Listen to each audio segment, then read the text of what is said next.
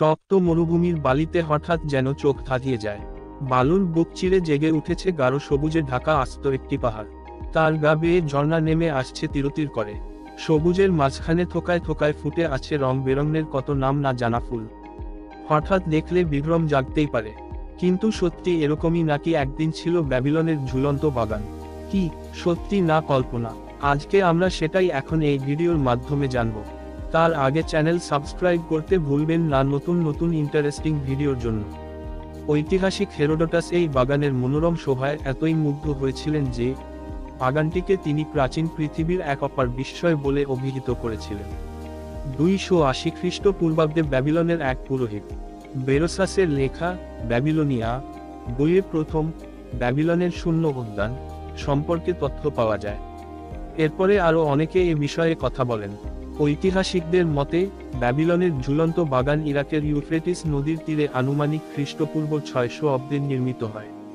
তবু বহু শতাব্দী ধরে ব্যাবিলনের ঝুলন্ত উদ্যান একটি প্রহেলিকার নাম হয়ে রয়েছে। পৃথিবীর 7টি বিস্ময়ের অন্যতম হলেও এটি কোনো দিন ছিল কিনা তা নিয়ে গবেষকদের যথেষ্ট সন্দেহ আছে। যদিও কিংবদন্তি বলে দ্বিতীয় সম্রাট নেবুচাদনেজার 605 থেকে 562 খ্রিস্টপূর্বাব্দ তার প্রিয়তমা স্ত্রীর জন্য এই উদ্যান তৈরি করেন। সম্রাট নেবুচাদনেজার ছিলেন ভীষণ আমোদে। নিনেভেহ দখল করার সময় মিডিয়ার সম্রাট তাকে সহযোগিতা করেছিলেন। মিডিয়ার রাজকন্যার রূপে আকৃষ্ট হয়ে সম্রাট তাকে বিয়ে করেন। রাজার সেই পার্শ্বিক স্ত্রীর নাম ছিল আমিতিস। সেই রানীর বাবার বাড়ি মিডিয়া ছিল সবুজ পাহাড় আর মনোরম উপত্যকা দিয়ে ঘেরা। এই রুক্ষ মরুভূমির দেশে এসে রানীর ভারী মন খারাপ হতো। মরুময় পরিবেশ তার ভালো লাগেনি। মানিয়ে নিতে না পারায় রানী হয়ে পড়েন গৃহকাতর। তাকে খুশি করতে রাজা ঠিক করেন বালির বুকেই গড়ে তুলবেন সুজলা সুফলা শস্য শ্যামলা এক সবুজের গালিচা। কিন্তু কাজটা ছিল বড় কঠিন। একে তো মরুভূমির মাটি রুক্ষ, তার উপর জলের বড়ই অভাব। এহেন জায়গায় গাছপালা কিভাবে জন্মাবে? আবার গাছ লাগালেও তো শুকিয়ে যাওয়ার আশঙ্কা ছিল। এসব নানা ভাবনা সকলের মনে কাজ করলেও শেষ পর্যন্ত রাজার ইচ্ছেকে মর্যাদা দেওয়ার জন্য দেশবিদেশ থেকে ডাকা হলো বিশেষজ্ঞদের। তাদের অভিজ্ঞ পরামর্শ চাওয়া হলো। তাদের সুচিন্তিত পরামর্শ ছিল সেচ প্রযুক্তি ব্যবহারের মাধ্যমে এই সমস্যা সমাধান করা যেতে পারে।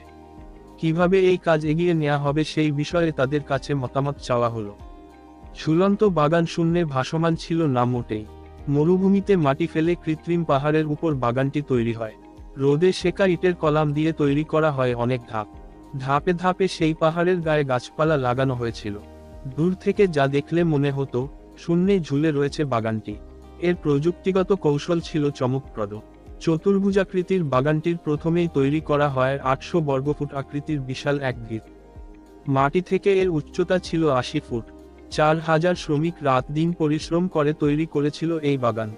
বাগান পরিচর্যার কাজে নিয়োজিত ছিল 1050 জন মালি।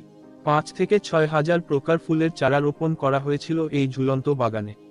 চতুর্ভুজাকৃতির বাগানটির ছাদেই গাছ রোপণ করা হয়েছিল। ছাদগুলো কিউব আকৃতির ছক্কাটা স্তম্ভের উপর দাঁড় করানো ছিল। ভিত্তিগুলো পর্যাপ্ত ভার যাতে সামলাতে পারে তাই মাটির বেশ গভীর পর্যন্ত ঢালাই করা হয়েছিল। এই আকৃতিতে ছাদ তৈরির ফলে সামনে থেকে বাগানটিকে পাহাড়ের মতো মনে হতো। ছাদের উপরে ওঠার জন্য পেঁচানো সিঁড়ি তৈরি করা হয়েছিল। অনেক ঐতিহাসিকের মতে সিঁড়ির পাশ দিয়ে মোটা নল রাখার স্থান ছিল যাতে করে ছাদের একদম উপর পর্যন্ত জল উঠানো যায়। ভাবতে অবাকই লাগে, অতদিন আগে অবিশ্বাস্য সেচ প্রযুক্তির মাধ্যমে রাজা এই অসম্ভবকে সম্ভব করেছিলেন। এভাবে তৈরি হলো রাজা নেবুচাদনেজারের স্বপ্নের ঝুলন্ত বাগান। এই বাগানের সঙ্গে রানীর জন্য একটি সবুজ রঙের মণিমুগ্ধকর প্রাসাদও তৈরি করা হয়। এই প্রাসাদকে রাজা নাম দিয়েছিলেন মানবজাতির বিস্ময়। কোথায় ছিল ব্যাবিলনের এই বাগান? ধারণা করা হয় আজকের ইরাক দেশের ব্যাবিল প্রদেশের হিল্লাহ নামক জায়গার কাছেই নাকি ছিল এই বাগান। তবে যদি এটি কোনোদিন থেকেও থাকে তাহলে প্রথম খ্রিস্টাব্দেই ধ্বংস হয়ে গিয়েছে বলেই ধারণা করা হয়। 514 খ্রিস্টাব্দে পার্শ্ববর্তী পারস্য রাজ্যের সাথে এক ভয়াবহ রক্তক্ষয়ী যুদ্ধে এই সুন্দর উদ্যানটি সম্পূর্ণরূপে ধ্বংস হয় যায় এমন অভিমত থাকলেও ব্যাবিলনের ঝুলন্ত বাগানের অস্তিত্ব জটিল প্রশ্নের সম্মুখীন এখনো, কারণ ঐতিহাসিকদের মতে ব্যাবিলনিয়ার ইতিহাসে তো বটেই, স্বয়ং নেবুচাদনেজারের লিপিতেও কোথাও এই বাগানের কথা নেই। অনেক গবেষকের ধারণা ব্যাবিলনের ঝুলন্ত উদ্যান বলতে আদতে কিছুই ছিল না। এটি সাহিত্যিকদের মস্তিষ্ক প্রসূত ব্যাবিলনিয়ান পুরোহিত বেরোসাসের লেখার উপর ভিত্তি করেই গ্রিক ইতিহাসবিদরা পরবর্তীতে এই বাগান সম্পর্কে লেখেন, যাদের কেউই আদৌ বাগানটি নিজ চোখে দেখেননি। আবার অনেক ইতিহাসবিদ মনে করেন, ব্যাবিলনের ঝুলন্ত বাগান আসলে ব্যাবিলনেই ছিল না। এটি ছিল ইরাকেরই প্রাচীন সাম্রাজ্য অ্যাসিরিয়ার নগর নিনেভেতে। তবে এই দাবির সপক্ষে শক্ত প্রমাণ পাওয়া যায়নি। আবার অন্য ইতিহাসবিদদের মতে, বাগানটিতে পানি তুলতে যন্ত্রের সাহায্য নেওয়া হতো। কারো কারো মতে, ইউফ্রেটিস নদী থেকে পানি তুলতে স্ক্রু পাম্প ব্যবহার করা হতো। তবে ধারণাটি তেমন একটা বিশ্বাসযোগ্য নয়, কারণ স্ক্রু পাম্প আবিষ্কার হয়েছে আরও অনেক পরে।